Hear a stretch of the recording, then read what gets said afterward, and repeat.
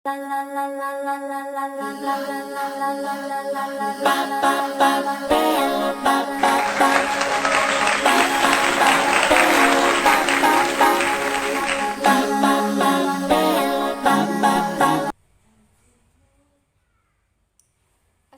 warahmatullahi wabarakatuh.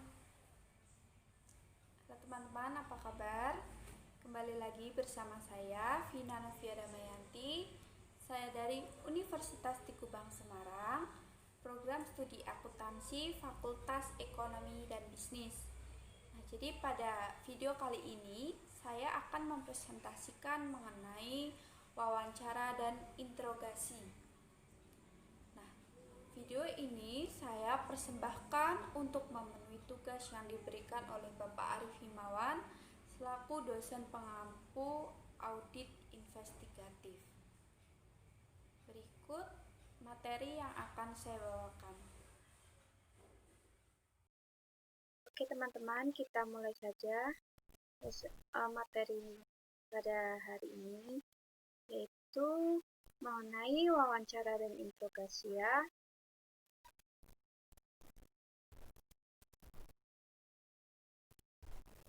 Nah, seperti yang sudah saya sampaikan tadi di opening, ini opening dalam PPT saya ya, saya buat dengan bahasa Inggris.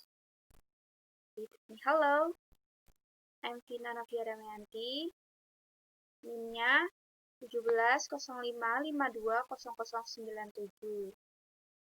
Nah, di sini ada bahasa Inggris juga.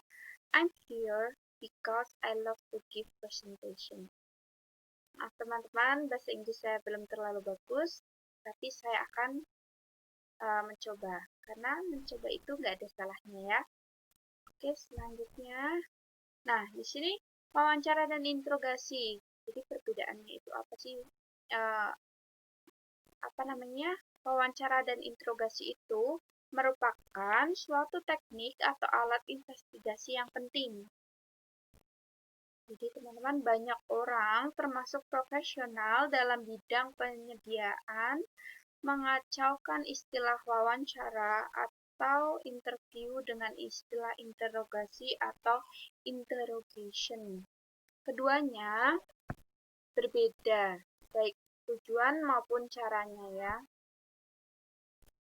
Nah, di sini seperti yang sudah dijelaskan tadi, ada perbedaan antara wawancara dan interogasi. Jadi, wawancara itu merupakan sesuatu yang sering dilakukan oleh auditor dalam menjalankan tugas audit dan merupakan salah satu teknik dalam pengumpulan keterangan, memahami objek pemeriksaan, menguji keterangan yang telah didapatkan sebelumnya, melengkapi keterangan yang lain, dan tujuan-tujuan lainnya dari wawancara tersebut. Sedangkan interogasi itu terkait dengan interogasi, auditor internal pemerintah tidak memiliki kewenangan untuk melakukan interogasi. Namun, demikian metode, tujuan, dan teknik-teknik interogasi biasanya secara langsung juga sering dilakukan, namun dalam kondisi yang tidak formal layaknya interogasi yang pernah dilakukan oleh penyidik. Oke, jadi di sini ada ciri-ciri suatu wawancara. Wawancara itu bersifat netral, tidak menuduh. Nah, wawancara bersifat netral atau tidak menuduh itu merupakan perbedaan utama antara wawancara dengan interogasi. Jadi, sekalipun investigator mempunyai alasan untuk percaya bahwa yang bersangkutan terlibat dalam kejahatan atau ia telah berbohong. Nah, substansi dan caranya bersifat non-accusatory ketika melakukan wawancara. Nah, dengan cara dan nada yang tidak bersifat menuduh, investigator dapat mengembangkan hubungan yang menimbulkan rasa percaya dan hormat dengan orang yang diwawancarainya. Yang kedua, tujuan wawancara itu mengumpulkan informasi. Nah, selama melakukan wawancara, investigator itu harus mengumpulkan informasi yang penting bagi investigasinya atau investigative information dan informasi mengenai perilaku dari orang yang diwawancarainya atau behavioral information. Nah, contoh dari investigative information yaitu apa hubungan antara orang yang diwawancarai dengan orang tertentu yang dicurigai merupakan otak dari perbuatan tindak pidana yang diperiksa. Contoh lain, kapan orang yang diwawancarai kenal dengan orang tertentu yang dicurigai. Contoh behavior information, keterangan mengenai perilaku orang yang diwawancarai ketika ia menjawab pertanyaan.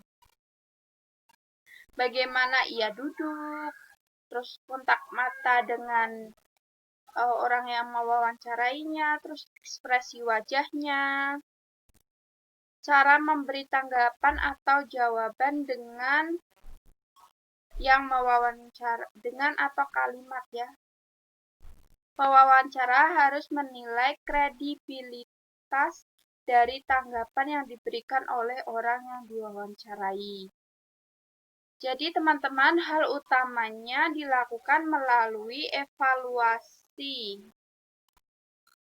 Melalui evaluasi atas sikap selama wawancara, sering dengan penilaian dan substansi informasi yang diberikan. Lalu wawancara biasanya dilakukan pada awal investigasi. Karena apa? Karena tujuan wawancara itu adalah mengumpulkan informasi. Tentunya semakin banyak informasi yang diketahui pemeriksa sebelum wawancara, semakin baik ya. Wawancara terkadang terpaksa dilakukan meskipun pemeriksa baru mempunyai gambaran kasar tentang bagaimana kemungkinan fraud dilaksanakan atau bahkan sebelum pemeriksa dapat mengidentifikasi bukti yang harus diperolehnya. Ciri wawancara yang seharusnya yaitu wawancara itu bisa dilakukan dalam berbagai lingkungan atau suasana. Nah, pemeriksa terkadang mempunyai peluang untuk menemui orang di kantornya atau dalam perjalanan. Dari tempatnya makan siang, dari sudut jalan, dalam mobil, dan lain-lain. Memang idealnya wawancara dilakukan dalam suatu ruangan khusus, tapi karena ini wawancara, kita bisa mendapatkan informasi dari manapun, dari berbagai lingkungan dan suasananya. Selanjutnya, wawancara itu bersifat cair. Bersifat cair yang dimaksud adalah tidak terstruktur ya, dan bisa melompat dari satu pokok ke pokok pembicaraan lain. Nah, sebelum wawancara dimulai, pemeriksa memulai gambaran mengenai informasi apa yang dikumpulkannya. Namun, ia tidak boleh kaku. Nah, pewawancara itu nggak boleh kaku. Secara kreatif, ia harus mengembangkan pertanyaan atas informasi yang diterimanya. Selama wawancara itu berlangsung. Nah, informasi itu baru mungkin tidak diduga atau diharapkannya. Pemeriksa juga harus membaca suasana. Jadi misalnya untuk memutuskan menghentikan wawancara, meskipun semua informasi belum diperolehnya. Jadi bersifat cair ya Kak wawancara itu. Selanjutnya, mencatat hasil wawancara dari awal sampai akhir. Di sini investigator itu harus membuat catatan mengenai wawancara formal atau formal interview yang dilakukannya. Pengertian wawancara formal itu apa? Wawancara formal adalah wawancara yang dilakukan dengan lingkungan terkendali atau controlled information. Nah, di sini mencatat mempunyai beberapa kegunaan. Bukan saja ada pendokumentasian, tetapi mencatat juga menyebabkan investigator memperlambat proses bertanya. Jadi ini memungkinkan investigator mengamati perilaku dari orang yang diwawancarainya. Oke, selanjutnya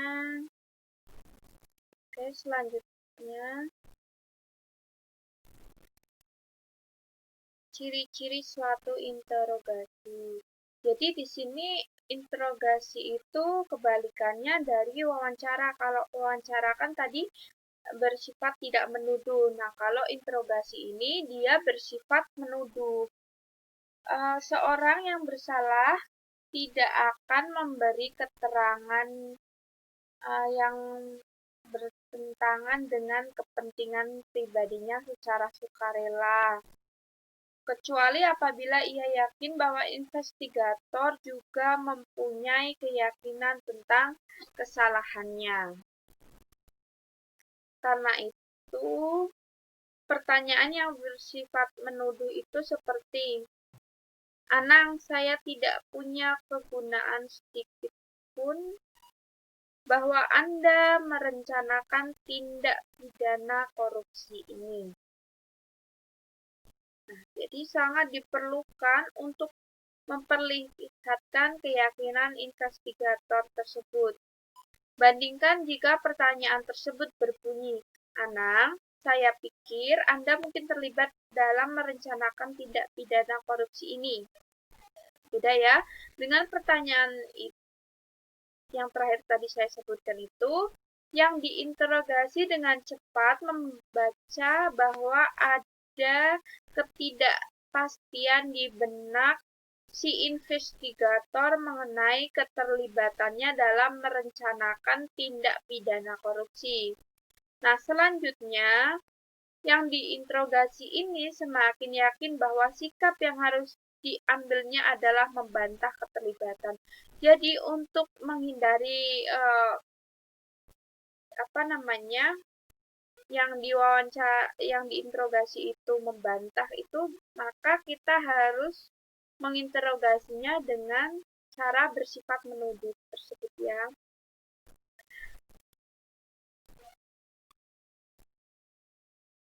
Selanjutnya, taktik membuat pertanyaan bukan pernyataan, taktik membuat pernyataan bukan pertanyaan.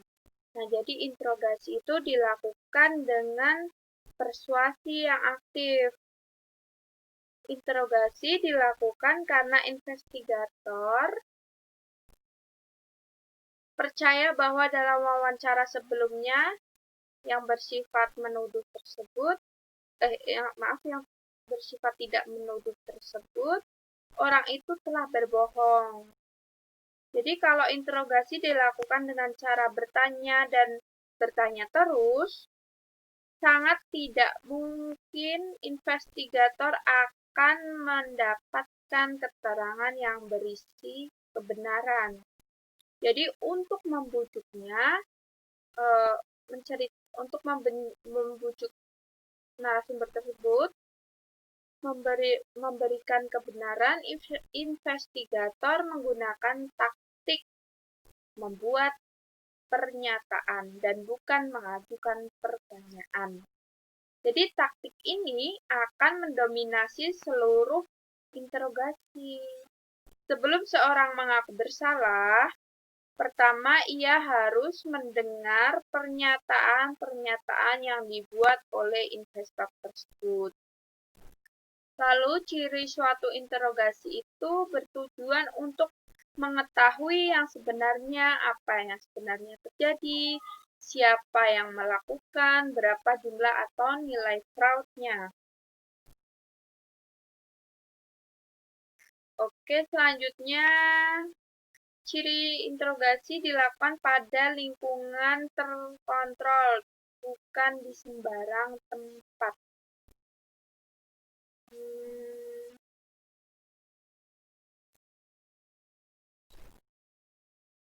Jadi, taktik persuasi yang digunakan seperti dijelaskan tadi ya, bukan di sembarang tempat. Memerlukan lingkungan yang ada privasinya. Jadi tidak terganggu oleh orang yang lalu lalang dan bebas dari halangan lain seperti suara bising di tempat umum. Selanjutnya, interogasi hanya dilakukan pada saat investigator mempunyai keyakinan memadai mengenai kesalahan orang tersebut. Investigator itu harus mempunyai alasan untuk percaya bahwa seseorang tersebut telah berbohong. Nah, alasan ini mungkin berupa perilakunya selama wawancara, keterangan yang diubah-ubah sebagai tanggapan atas pertanyaan yang sama, lalu adanya petunjuk bahwa ia berbohong, dan lain-lain. Interogasi tidak boleh digunakan sebagai alat atau cara untuk menilai jujur atau tidaknya seseorang. Penilaian ini seharusnya dapat dicapai dalam wawancara yang tidak bersifat menuduh. Selanjutnya, manfaat melakukan wawancara sebelum interogasi. Jadi, investigator itu seringkali melakukan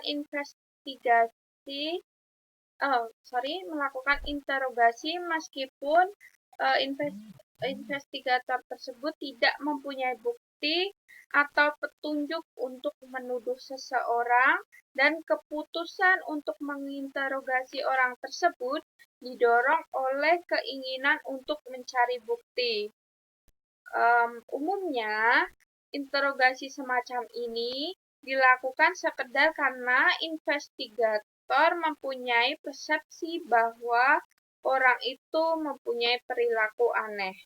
Nah, padahal untuk menentukan seseorang berperilaku aneh tersebut, wawancara yang bersifat tidak menuduh merupakan sarana yang lebih baik dari interogasi.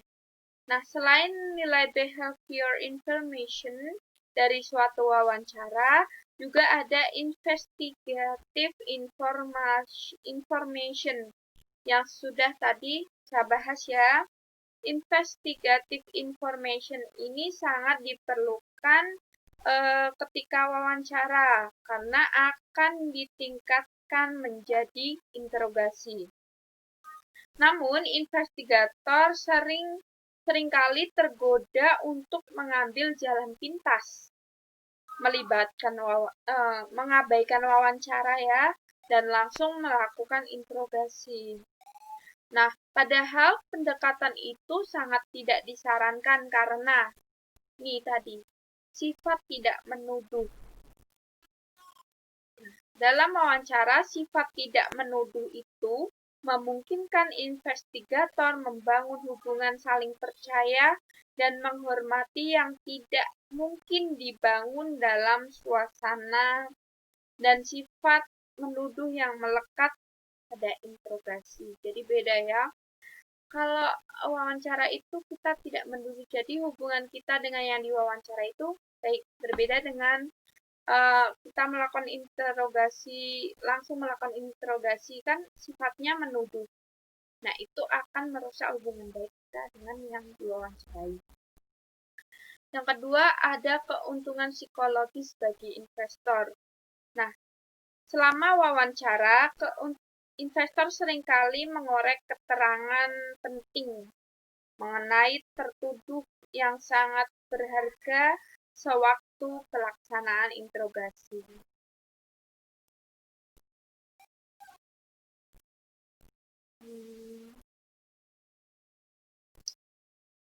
Itu tadi keterangan untuk mengorek informasi penting ya.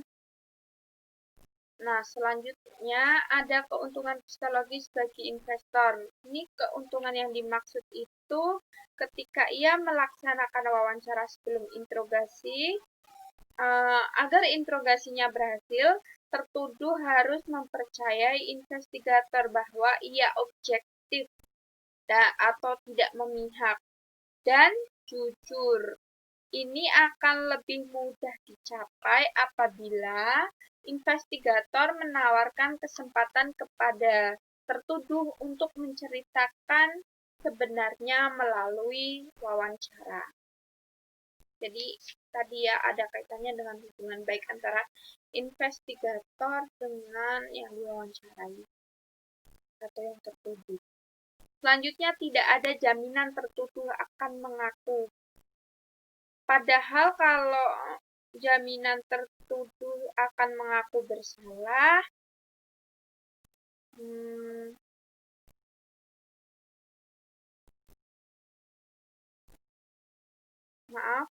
padahal kalau ia diwawancarai terlebih dahulu dan memberikan keterangan palsu selama wawancaranya, investigator tersebut dapat menggunakan keterangan dari hasil interogasi yang menggunakan kebohongannya.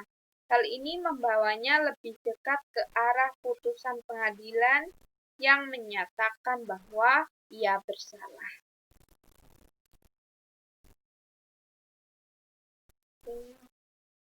Selanjutnya, teman-teman, pembahasan kita selanjutnya mengenai wawancara. Nah, di sini sebelum melakukan wawancara itu, bahkan sebelum ada kontak dengan orang yang dicurigai atau diduga melakukan fraud, investigator itu harus menguasai semua fakta yang terkumpul dengan baik. Nah, investigasi itu umumnya dilakukan oleh satu tim yang terdiri dari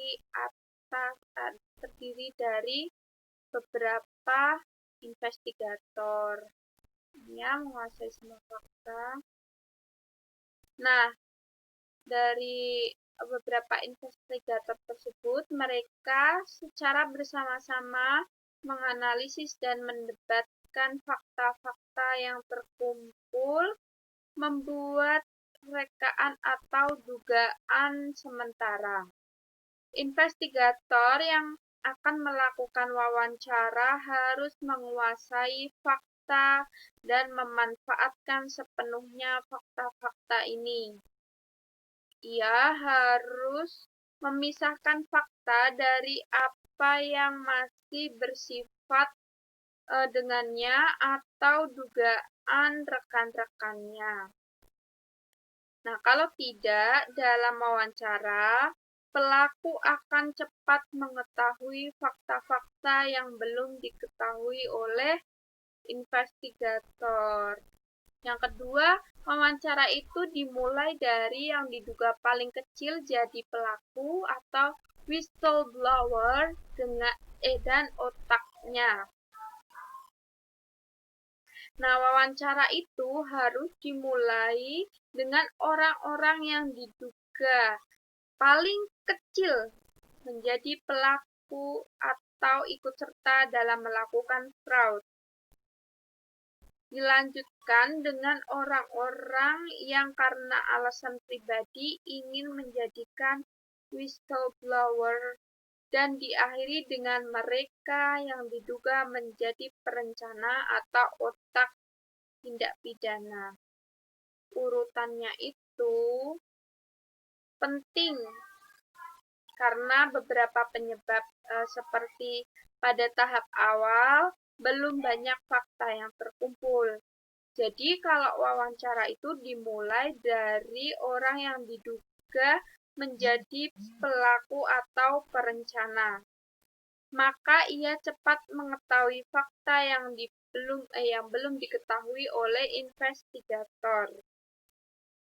Sebaliknya, orang yang tidak bersalah akan mengisi investigator dengan fakta-fakta penting secara terbuka, termasuk motif dan peluang terjadinya fraud. Yang kedua itu mengetahui bahwa banyak orang yang diwawancarai sebelumnya, pelaku tidak bisa mengendalikan apa yang bisa dan apa yang sebaiknya tidak diungkapkan kepada investigator dalam wawancara. Lebih sulit mengatur persesuaian atau konsistensi dalam kebohongan. Sekalipun ada persekongkolan, ini memudahkan investigator untuk mendapatkan informasi penting yang selanjutnya dikembangkan dalam interogasi.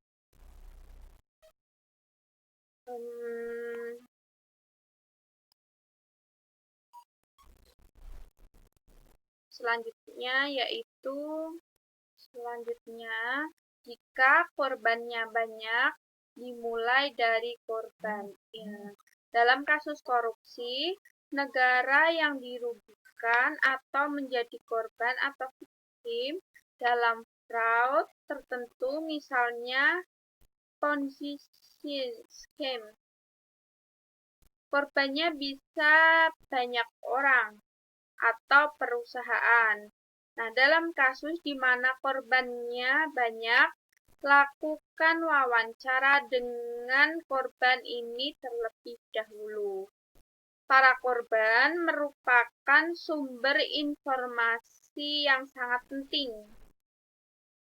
Juga persesuaian di antara keterangan-keterangan mereka yang saling tidak mengenal mengidentifikasi kendalaan informasi tersebut. Nah, selanjutnya, jangan abaikan bukti petunjuk. Investigator mendalami bukti petunjuk melalui wawancara. Beberapa sampel dari cek yang diproses teller itu ditanyakan secara seksama. Teller itu akhirnya mengakui perbuatannya yang katanya didorong oleh keinginan membantu biaya pengobatan ibunya yang menderita kanker.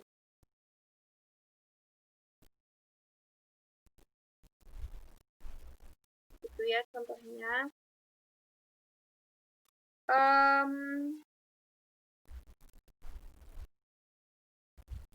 Selanjutnya, jika orang pertama yang mewawancarai kasar, orang kedua meminta maaf dan menenangkan orang yang diwawancarai.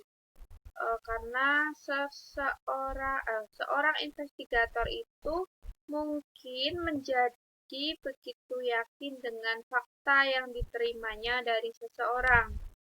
Dalam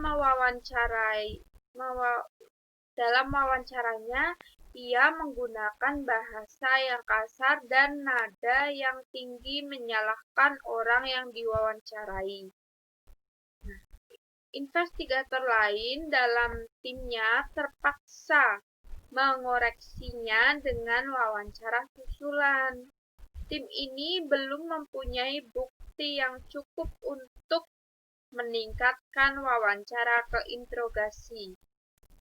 Dalam kasus seperti ini, investigator kedua harus berupaya menenangkan orang yang diwawancarai. Kalau perlu, berempati dengannya atas kekasaran investigator yang pertama. Selanjutnya, pertimbangkan keletihan fisik dari psikologis dari investigator. Nah, pertimbangkan juga keletihan fisik dan psikologis dari investigator yang bekerja berhari-hari, bahkan mungkin berbulan-bulan, mewawancarai berpuluh-puluh orang dengan berbagai temperamen dan kepribadian. Keletihan ini bisa mendorongnya memusatkan tuduhan pada seorang atau orang-orang tertentu yang mengabaikan bukti lain.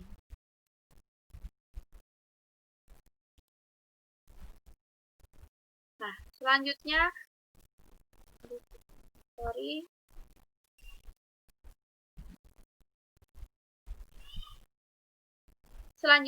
catat detail tanpa menginterupsinya.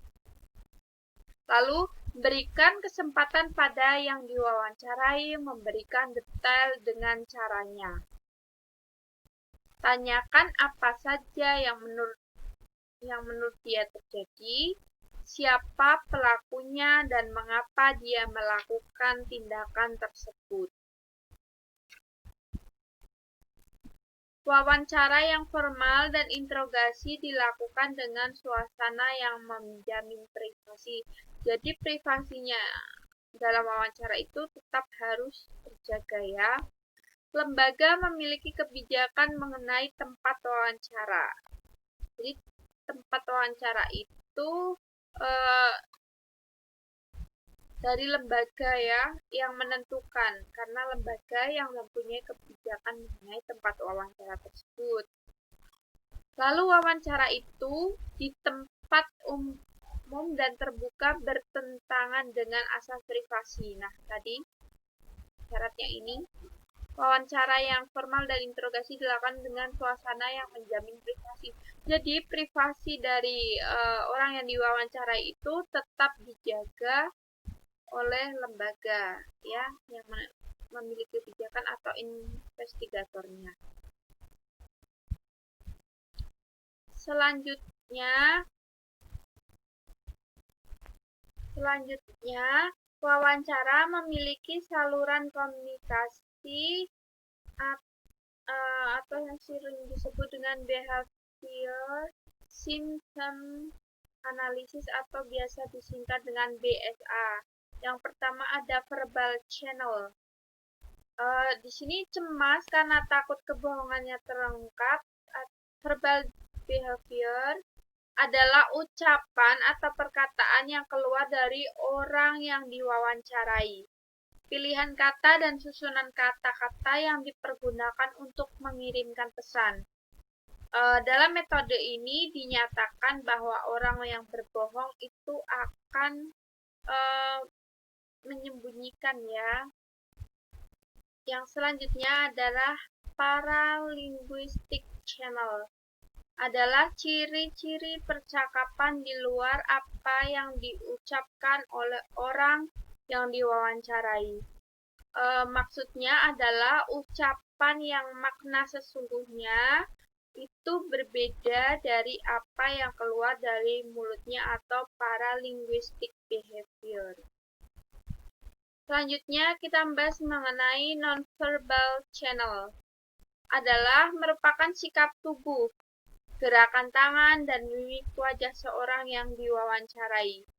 Jadi setiap ucapan selalu diperkuat dan dimodifikasi dengan gerak tubuh atau bahasa tubuh.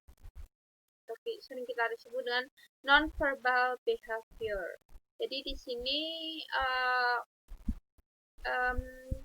investigator itu mampu melihat dari ketiga sifat ini ya.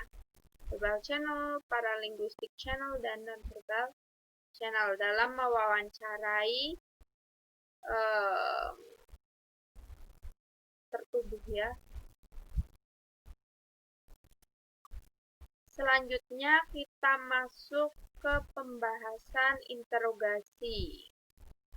Nah, jadi dalam interogasi itu langkah pertama atau direct positive confrontation itu adalah pada awal interogasi tersangka mengamati investigator secara seksama. Ia menilai apakah investigator yakin bahwa ia bersalah. Nah, jika ia mendapat sekecil apapun bahwa investigator itu tidak yakin akan kesalahannya, maka ia tidak akan mengakuinya.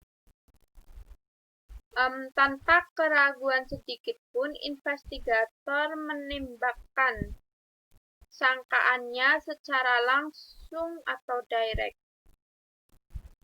Investigator ini mengkonfrontasi tersangka secara tegas atau positive confrontation, sebaiknya dalam posisi berdiri. Misalnya dengan pembukaan. Investigasi kami menunjukkan bahwa Andalah yang melakukan bla bla bla bla.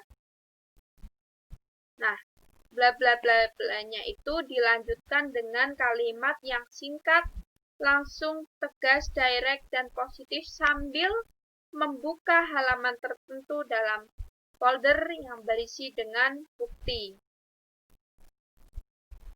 Nah, di sini lalu perhatikan investigator mengawali interogasinya dengan pertanyaan yang mengesankan ia yakin seyakin-yakinnya bahwa tersangka tersebut bersalah.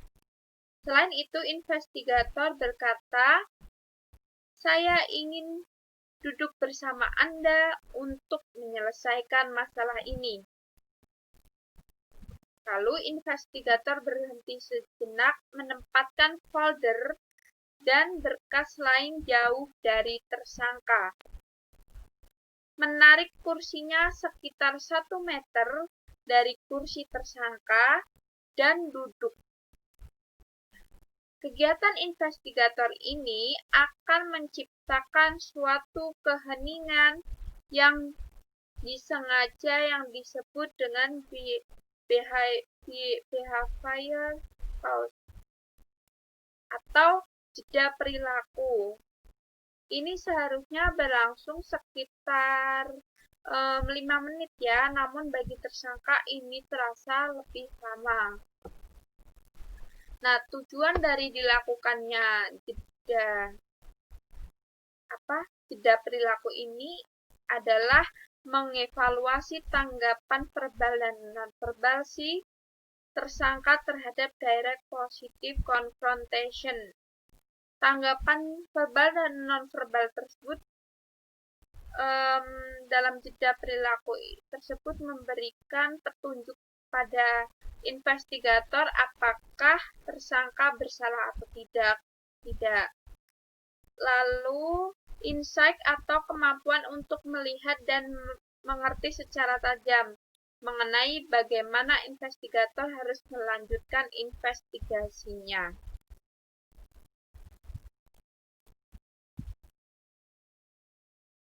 Oke, selanjutnya kita masuk ke langkah yang kedua atau interrogation time.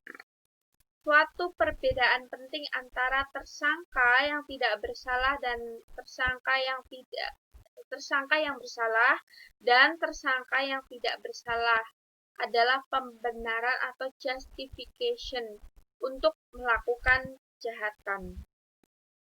Tersangka yang bersalah melakukan pembenaran atau justification ketika atau sebelum melakukan kejahatan. Melemparkan kesalahan, menjauhi dirinya sendiri, menginternalisasi pembenaran untuk perilaku yang menyebabkan kecemasan adalah naluri alamiah manusia. Langkah kedua ini sebenarnya memperkuat pembenaran yang sudah dibuat tersangka. Karena itu mudah sekali mengungkapkan denials atau penyangkalan dari tersangka dalam interogasi. Tersangka menangkap tem yang ditawarkan investigator. Tersangka yang bersalah akan mendengarkan tem ini dengan seksama. Sebaliknya, kalau tersangka yang tidak bersalah tidak pernah memikirkan pembenaran untuk melakukan kejahatan tersebut. Dengan sendirinya, ia tidak menangkap tem yang dibicarakan oleh investigator. Nah, contoh-contoh yang menjelaskan kaitan antara pembenaran dengan interrogation theme. Jadi di sini contohnya ya, dalam hal apa Anda tergoda untuk mengambil uang perusahaan yang pemiliknya Anda kenal berpuluh-puluh tahun? Selanjutnya contohnya, apakah menerima suap itu kelaziman di sini? Lalu contohnya saya akan ambil contoh begini. Menurut Anda, dalam hal apa orang menjadi penyebab kebakaran pabrik perlu mendapatkan keringanan? Nah, melalui pertanyaan-pertanyaan tadi yang sudah saya sampaikan, ia sebenarnya menawarkan jalan keluar bagi tersangka. Tersangka yang bersalah sudah membuat atau mencari pembenaran sebelum atau ketika ia melakukan kejahatan. Pertanyaan investigator yang berisi tema tertentu atau interrogation theme langsung ditangkap tersangka yang bersalah.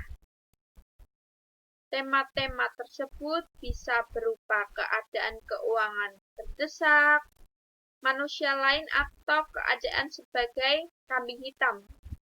Semua orang semua orang juga berbuat begitu, dan lain-lain. Nah, berbeda dengan tersangka yang tidak bersalah, tersangka membuat justification, tidak membuat justification atau pembenaran apapun.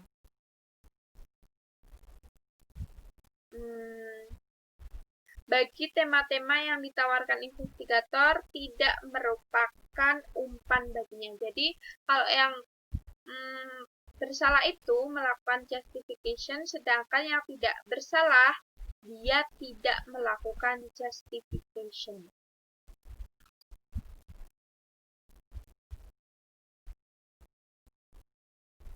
Langkah ketiga dalam interogasi yaitu handing denials. Bagi investor, tidak mudah mendapatkan pengakuan tersangka. Tersangka yang bersalah dan tidak bersalah akan memberikan penyangkalan atau denial. Penyangkalan dapat dilakukan secara verbal dan non-verbal. Lalu yang keempat, langkah interogasi yang keempat itu overcoming objection. Itu mengenali keberatan, menghargai keberatan, membalikan keberatan. Nah, langkah kelimanya atau keeping the suspect attention. Strategi yang bisa digunakan tersangka yaitu meninggalkan ruang interogasi atau secara psikologis menutup diri dan mengabaikan semua tema yang diajukan oleh investigator. Oke, selanjutnya langkah interogasi yang keenam yaitu handing the suspect passive mood. Pada tahap ini, tersangka menyadari bahwa kebohongannya tidak menghasilkan keinginannya. Karena itu, tersangka lebih mendengarkan dan mentalnya berada pada titik lemah. Itu yang dinamakan dengan handing the suspect passive mood. Lalu, langkah yang ketujuh itu presenting the alternative question. Merupakan puncak atau kulminasi dari pengembangan tema interogasi atau interrogation theme. Oke, selanjutnya langkah ke-8. Saya geser dulu gambarnya biar teman-teman jelas. Di sini ada bringing the suspect into the conversation. Dalam langkah ini, tersangka itu diarahkan untuk menceritakan perincian dan perbuatannya. Lalu langkah yang ke-9, the written confession. Nah, pada tahap ini tuh tersangka memberikan pengakuan secara tertulis. Jadi udah kayak tahap finalnya ya, teman-teman. Nah, itu dia pembahasan kita mengenai wawancara dan interogasi. Semoga teman-teman paham apa yang telah saya sampaikan ya. Terima kasih sudah mendengarkan. Jauh kota di Irian Jaya, indah sungguh cenderawasih. Cukup sekian dari saya. Atas perhatiannya, terima kasih.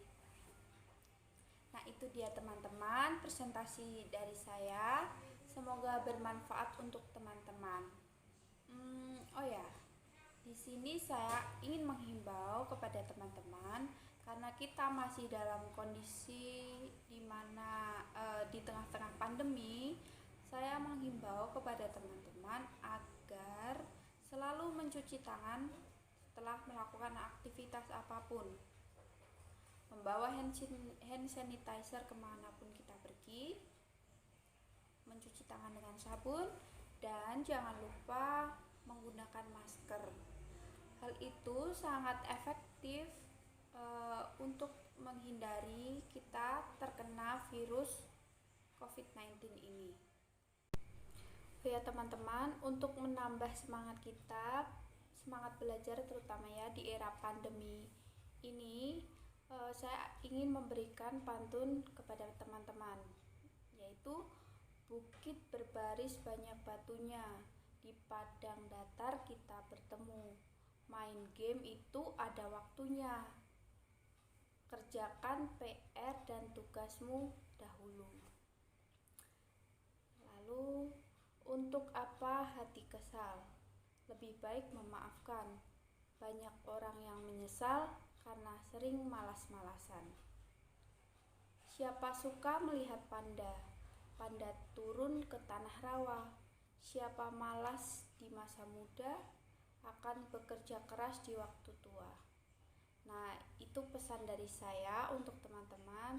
Semoga pandemi COVID-19 ini bukan dijadikan alasan untuk bermalas-malasan, tetapi dijadikan alasan supaya kita giat belajar dan meraih apa yang kita impikan.